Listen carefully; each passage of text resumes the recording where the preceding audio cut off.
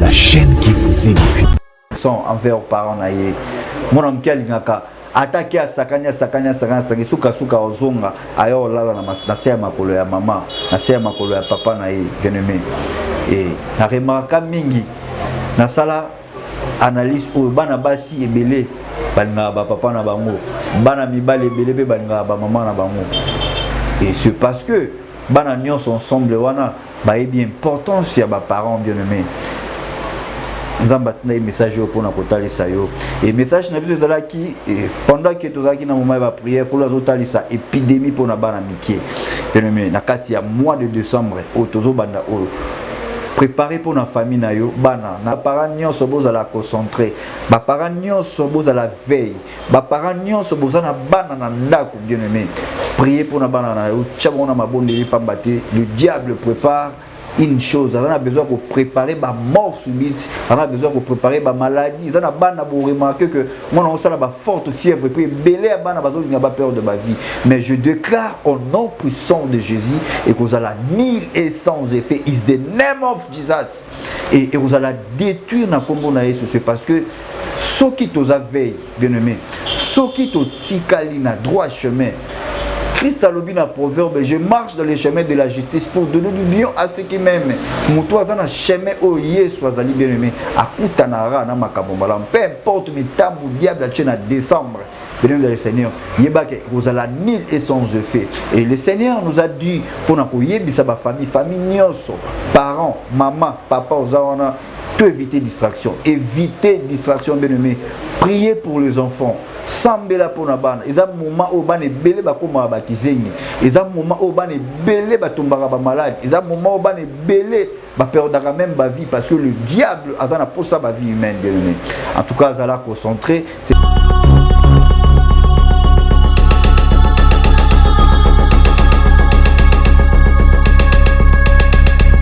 Shalom, peuple de Dieu et beauté. Nabana nzambe nyonso de partout place ezwamibiso vraiment kolo a pambola yo a pambola famille mobimba pambola libota mobimba et na souhaité d'abord déjà tout bandi ba meilleur ve na ba famille nyonso ezolanda biso ba chrétien ba nzambe nyonso libota.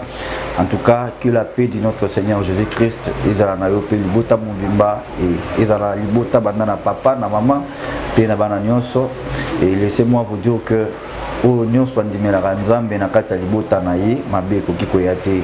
Je dis d'abord un grand merci na yo pe moto oyo ozuli ba kwa kolanda biso vraiment ozui tana yo pona kolanda nini nzamba che na maloba sali na yo pona koloba na tina na ye kula pambola yo to bimaka pamba te na etandokia na télévision to pe na ba téléphone portable na biso sur cette chaîne EHP Média. Et ce qui te l'équipe c'est parce que pour l'attention ce message d'abord te remercier comme d'habitude. Seigneur, nous te disons un grand merci pour ta fidélité et ta bonté, nous garderons toujours. Que ton nom soit sanctifié, soit glorifié parce que tu es bon. Merci pour l'amour infini, papa. Kemboke masange les hommes et pas inayo, tout ce qui moment où on a beaucoup nayo. Kimia, puis du cœur. Nyonso écoute na katia ba mabota, na katia famille. Pesa solution na bao bazangi solution. Pesa kimia na bao bazana on bosenga, pesa mbongo na bao bazana on bosenga, pesa guérison papa. Na komona Jésus Christ on est aujourd'hui. Merci Seigneur Jésus-Christ. Na pesi ba maman nyonso na ba papa nyonso ba mbote, place les amis biso et ba maman ba mesana pour prier pour les autres, ba papa ba mesana pour sambela pour na baninga, pourquoi pas ba frère pe ba sœur na ngai. De partout place dans le monde en tout cas kolo a pambola biso oui to lekili susu parce que kolo a pesaki biso message moko pona koyeba kolo bela yango ko betambela pe ko signaler ba parents message wana ezali message ya bana et ezali pe message moko ezo simba pe mingi ba famille to bibiso nyonso ngonga oyo tozali diable à l'alité diable azo travailler biso pe sengeli to travailler. Et c'est une chose à la ekenge, et c'est une chose à la sentinelle pour la bêta l'isumbela. Vraiment kolo a pambola biso. Et je prends rapidement Isaïe chapitre 1er. Isaïe chapitre 1. Verset 13, Natangi, si na 20, je lis au nom de Jésus. Et la Bible nous dit, dans Isaïe chapitre 1,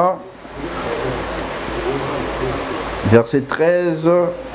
Ésaïe chapitre 1, verset 13. J'ai lu au nom de Jésus. Verset 16, pardon. Verset 16 jusqu'à 20, je lis. Lavez-vous, purifiez-vous, ôtez devant mes yeux la méchanceté de vos actions. Cessez de faire le mal. Apprenez à faire le bien. Recherchez la justice. Protégez l'opprimé. Faites droit à l'orphelin. Défendez la veuve. Venez et plaidons, dit l'Éternel. Si vos péchés sont comme la cramoisie et deviendront blancs comme la neige. Ils sont rouges comme la pourpre. Ils deviendront comme la laine. Si vous avez de la bonne volonté et si vous êtes docile, vous mangerez la meilleure production du pays. Mais si vous résistez et si vous êtes rebelle, vous serez dévorés par les glaives, car la bouche de l'Éternel a parlé. Kolo pambola yo na souki vraiment na 21. Oui, avant de passer un message au kolo talisibiso et na lingi d'abord na ibisa yo mutozola na biso que bien-aimé dans le Seigneur, jusqu'à quand tokokoba vraiment kosalaka o ezali ba pour ça to ba sentiment ya nzoto to ba désir du corps et to méditer Ésaïe chapitre 1er, verset 16 jusqu'à 20, 21, 22. Tout militaire, un message au cours de et gloire à Dieu, n'a dit que soit confirmation dans le sujet Père l'homme de Dieu. En tout cas, Kolo Apambolayo, soit référence biblique au Isaïe chapitre 51, verset 16 à 21, militaire. C'est le message du Seigneur. Zamozo, Sengabiso, Azotunabiso, jusqu'à quand Borobanda Kosala, Boro continuer Kosala Mabe. Sala Bolamu. Yeba kosunga, yeba kosalisa, éviter makambo nyonso ya mabe, purifier corps, âme, esprit na yo, petola, lobi na biso na Joël, lobi na biso, déchirez vos cœurs, baké plus loin lobi na biso, errez ceux qui se lavent les robes. Donc, awa na Isaïe, nzamba zo senga biso lobi na biso to eba komi petola, to tika kosala mabe. Bien aimé, Paul alobi mabe na boyi kosala mena osala. Bolamu na za na posa ça na ko sala ngote. Et puis lobi to marcher selon l'esprit pour ne pas accomplir les idées de la chair, bien aimé. Sala bolamu. Nzambe, Christ zo senga yo sala bolamu. Mon frère, ma sœur ozolanda biso. Balobi aider l'orphelin. Défendez la veuve. Cela veut dire tout simplement que sunga bato bazana besoin ya lisungi. Pesa bato basengi. Salisa bato bazozanga. Continuez pour ça la malamu bien aimé. Nalobaki na témoignage na ngai que lorsque bato basala ka bolamu na oyo se ya mabele. Les ali bato ba ajoutaka toujours ba fouiller na panier na bango na paradis. Ça dépend ya fouiller ya bolamu yo ko sala ndoko ajouter pe fouiller ya kitoko to ya makasi to ya monene likolo kuna na paradis. Nzamba zo senga biso na message o to continuer ko sala bolamu, éviter ko sala mabe, se purifier bien aimé. Nous sommes les êtres humains. Mutu atonda bolamu azalité, mutu azana mabe azape na bolamu na ye. Mais il faut qu'on soit comme mabe na malamu au na balance. Bien aimé mitala yo moko. Est-ce que mabe na malamu ni nezo peser koleka? Yo moko batu bata ela yote yo moko chango na balance. Mitala mabe na malamu nini oyo zali ko sala koleka. Soki zali mabe leki bolamu. Ezali genre ya bato eza pasi pour mela na sena moi awa. Alors pour la sengi yo nzamba sengi yo yeba ko mitala. Yeba na komi petola. Ni obi racheter le temps car les jours sont mauvais. Ni koletikali ya kotanga to ebi ni heure, ni jour, ni mois, ni date. Bien aimé dans le Seigneur. Tout ça l'angélé, tout ça la bokebi. Continue ko sala bolamu. Bolamu et pour la kate. Koko baka toujours na ko sala mabete. Evitaka mingi ko sala mabe. Mabe oyo mesana ko sala nango chaque fois. à tout moment senga nzambe asunga yo senga lisungi ya basala nzambe senga lisungi ya Saint-Esprit akosalisa yo bien-aimé dans le Seigneur. Aujourd'hui Ésaïe oyo verset 1er, Ésaïe chapitre 1 verset 16 jusqu'à 21. Méditez amour bien-aimé dans le Seigneur. Mon frère, ma soeur, maman nanga papa nanga ozolandangai, méditez référence aux ali message au kolo a pessibiso pour que tu ba komitala surtout ça la regard instructif total tomitala na kati na biso eloko ni ezo marché te eloko ni to kanga wana ngo eza ba to bele balela pour na ba péché na bango et banda ko sambela banda ko prier akoka kotika mabe wana te. Et laissez-moi vous dire que continuez toujours dans kobondela pe sa requête na ona basali nzambe qui n'est pas pasteur na yo mon frère na yo benga bango na téléphone basunga yo na kati ya intercession yebisa nzambe Saint-Esprit asunga yo bien-aimé. Mabe nangonga o tokomi tant o tokomi bien-aimé ce qui total même ba maman na biso na ba papa na biso ba viva ya ba 80 ans ba 70 ans ba 90 ans à l'époque au bango bazaki na ba âge biso tozana ngo toko remarquer que babala ba mabala misusu mobali aza chaste moi ça vierge babala ni mbala moko et mais lelo même sur le plan palpable ya bolingo au mona que moi naza na 25 ans d'âge mais azo souffrir azana to ya déception na kati ya mutu na ekoleka ya papa à 60 à 70 ans muta contredire ngazate. Et pourquoi? Parce que mabe eleki mingi bien-aimé pitié eza lisusu te na jeunesse eza kokufa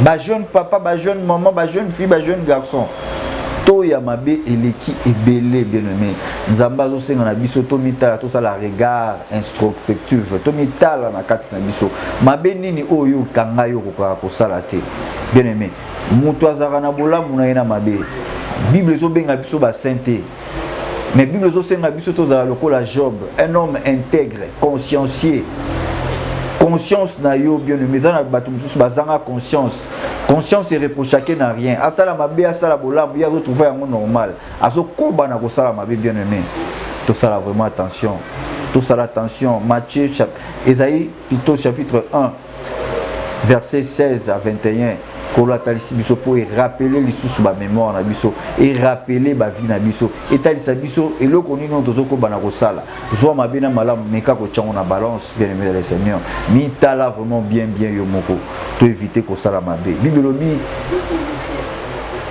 zoa bolamu mettre en pratique sala bolamu mingi koleka bien-aimé ko aider yo nalobaka bolamu oyo ko sala na ngonga oyo ekoki yo ko zala te lelo na mokilo ki mais lobby ba génération na ba ko bénéficier na bolamu oyo salaki.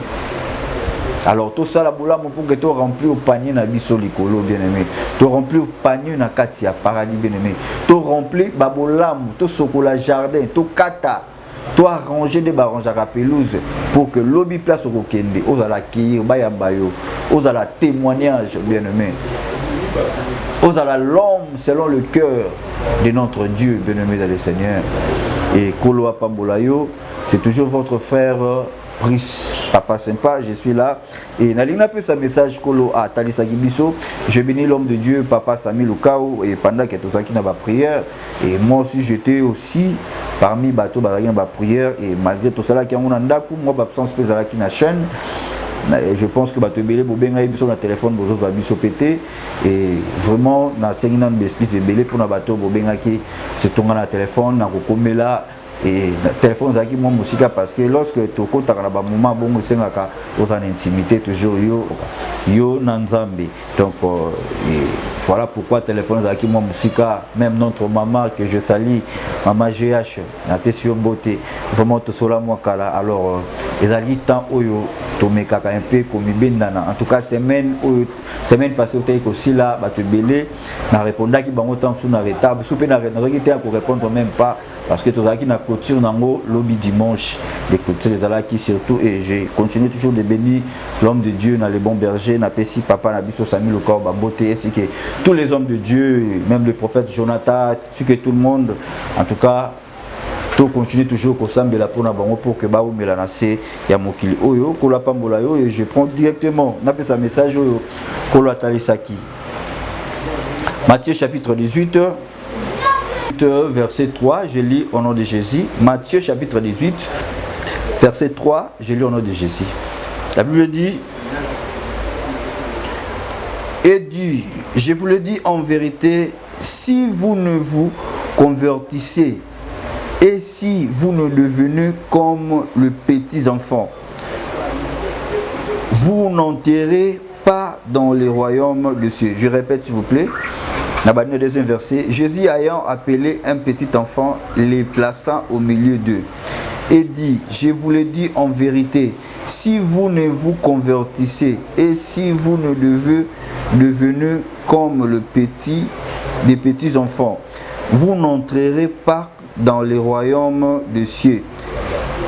C'est pourquoi quiconque se rendra humble comme ce petit enfant sera le plus grand dans le royaume des cieux. Bien-aimé, Kolo Apambolai. La ligne n'a pas peu copié sa référence au message au Kolo Apesa Kibiso. Awa Bible dans Matthieu chapitre 18 verset 3, Bible Lobinini. Yesu Christo liboso ya foule azui mwana moko ya mukie ache liboso. Je m'excuse. Aibisi batu que ceux qui bosali se convertir te eza passe pour non kota bokonza likolo, mais soki mutu nyonso akomi ko se comporter lokola mwana mukie akokota le royaume de cieux, cela veut dire bokonza likolo. Et na marque kuna alobi na biso que bokonza likolo ezali pona bana mikie.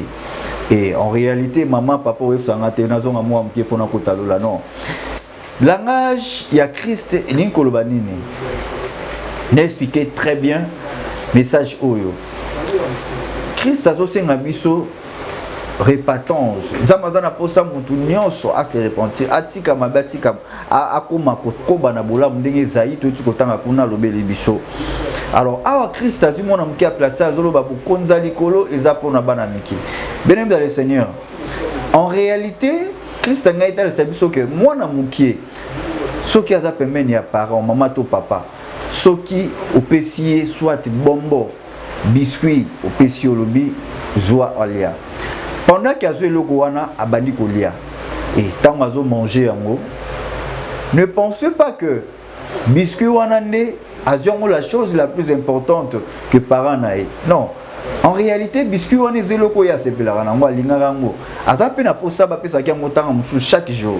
Mais lorsque azo lia yango, soka sisi ko lia biscuit wana to bombo wana. En réalité azolia mais azosongaka et pas parent nae.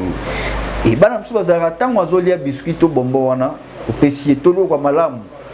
Bana biso mingi ya Kongo ba misala komela baleka e badole. Tango azolia yango misu na eza na parent na maman to papa na ye. So moni maman a bougé mukie akoti quand même dole wana bana ekolia, même biscuit bana ekolia akoti kango pona kolanda juste parent na ye, maman to papa. Ça dit, peu importe, bolamu aux parents au salaye, bolamu aux mamans au salaye, mais yé, azolinga bolamu wanate parents au salaye koleka maman na to papa na. Bien sûr que papa zo pesa mbongo ya somba mikate. A pesa ye eloko ya bien pour satisfaire ye. Mais yé eloko wana azozongo en considération koleka parents au apéciété. Koleka maman ou apprécié et l'eau qu'on a ya bola monté. Alors à chaque voisin et l'eau qu'on a maboko yeba que aotika maman pas distance té aotika papa distance té.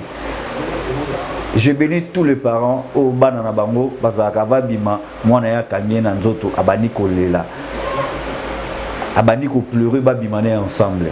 Vous voyez cet amour là bolingona bana ba pesaka ezali même chose na révélation au Christ ataisa ebiso. Donc cela veut dire peu importe où nzamba ko banda opesa yo, peu importe place au kolo akobanda okomisa yo, peu importe dimension ya spiritualité, peu importe élévation, peu importe richesse, bien-aimé, peu importe bozui o nzamba ko pesa yo, mais le Seigneur Christ ngata ebiso carrément que peu importe eloko yo nzamba kopesa yo il faut zonga na makolo na ye okozo eloko wana na considération makasi te koleka nzambe na yo mokeli.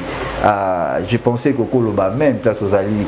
Et voilà pourquoi tant que mon amour a placé na parabole pour na koloba que bokonza likolo eza pour na bana mikie. Ça dit il faut na tawana tokoma ko se comporter le kola bana mikie. Pour ça que apparemment ozolandanga okoma mona mikie devant yona nzambe. Il est notre peur. Biso toza bana na ye. Peu importe bola mo azosala biso, toza obligé tozonga toujours na se makolo na ye. Toza obligé to poussa na toujours pembe na ye. Toza obligé to kengela ka ye. Est-ce que comme musika na biso? Parce que moi na mukiata qui dit baté parents ko sexaye. Oko flatter ye. Mais soko lingi karobima. Soko lingi abandonner directement il faut pleurer. Il faut bandakoler la bien-aimée. Il faut attendre sa mère niso. Et regarde ma soeur. Regarde mon frère. Nita la bien-aimée. Regarde-toi. Combien de temps au sali? On pense à même pas na signe, il y a reconnaissance, il y a vie humaine au Nzamba Pesio. Combien de temps au sali bien-aimé? Au Seigneur même pas Nzamba merci. Pour un souffle de vie, pour une faveur imméritée au Kolo Pesio bien-aimé dans le Seigneur. La gagne natali sa yo révélation pour na ko réveiller mémoire na yo bien-aimé. C'est vrai beaucoup nzali koloza pour na bana mikie.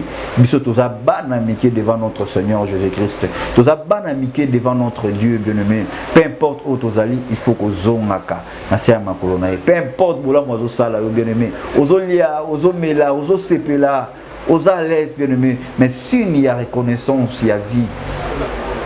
Zalaka na reconnaissance que tu as aussi un parent. Bien-aimé, Ozana papa, Ozana para ou avera sérieux, Ozana para ou alingaka mwana na yabi ma propre, ya moi ça la kobulamu. Ozana para ou alingaka ou souffrir même pas, mais regarde-toi, banda o tomba maladie, banda o koma kokelela, banda o koma kozanga. Mais c'est parce que Ozana parents, mais Ozako se comporter le cola. Un fils abandonné, une fille abandonnée. Ok, tu as un parent. Vous en avez papa, bien aimé. Beaucoup de gens pour la banamiki. Tant autre comme tu en as pour ça, se comporter le la banamiki.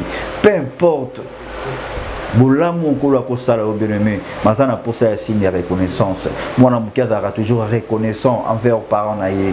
Moi na mukalingaka attaquer à sakanya suka ozonga ayo lala na se makolo ya mama na se makolo ya papa na ye bien-aimé. Et na remarka mingi na sala analyse o bana basi ebele balinga ba papa na bango bana mibale ebele pe balinga ba mama na bango. Et c'est parce que bana nyonso ensemble wana ba e bien importance ya ba parents bien-aimé.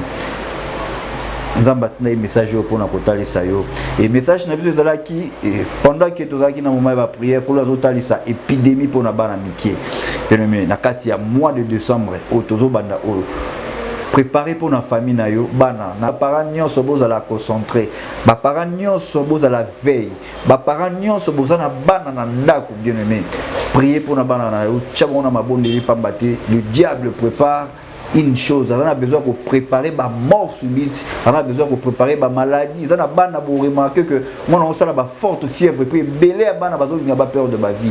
Mais je déclare au nom puissant de Jésus et que vous allez nul et sans effet is the name of Jesus et vous allez détruire na combo na Yesu. C'est parce que ceux qui t'os veille bien-aimé, ceux qui t'os tikali na droit chemin. Christ a lobby dans proverbe, je marche dans les chemins de la justice pour donner du bien à ceux qui m'aiment. Moutoua dans le chemin où Yesu a bien aimé, à Koutanara, na Makabombalam, peu importe mes tabous diable à Tchène à décembre. Bien le Seigneur, vous allez nul et sans effet. Et le Seigneur nous a dit pour nous yebisa ba famille, nyonso, parents, maman, papa, ozawana, tout éviter distraction, éviter distraction bien aimé. Priez pour les enfants. Sambela pour na bana. Eza moment où bana belé ba koma ba kizengi. Eza moment où bana belé ba tombara ba malade. Eza moment où bana belé ba perdra même ba vie parce que le diable a na pour ça ba vie humaine bien aimé. En tout cas azala concentré, c'était votre frère ba pesa ma ba kodainga toujours quelques minutes. Merci beaucoup na Charlie quand et puis papa Blaise m'avons derrière la caméra pour na corps na bino ya ba minute bo mega ko pesa biso poto lobela. Voilà. Na raina meka et puis ko rêver voir mémoire na yo na mois de décembre tozo banda vraiment à la veille parce que le Seigneur nous a dit qu'on l'a ici déjà. Que le Seigneur vous bénisse. Je suis toujours votre frère Brice, papa sympa. Priez pour nous. Bonne la pour nabiso parce que musala oyo eza pasi malgré ba combat ezali et yemo musala mukolo musala ayebi ndenge nini aotambusa biso. Que le Seigneur vous bénisse abondamment. Je suis arrivé à la fin na pesi bino nyonso mbote na kombo na Yesu. Notre numéro est là, posez vos questions et bonne la pour nabiso toza toujours wana pour nabino za besoin basala nzambe.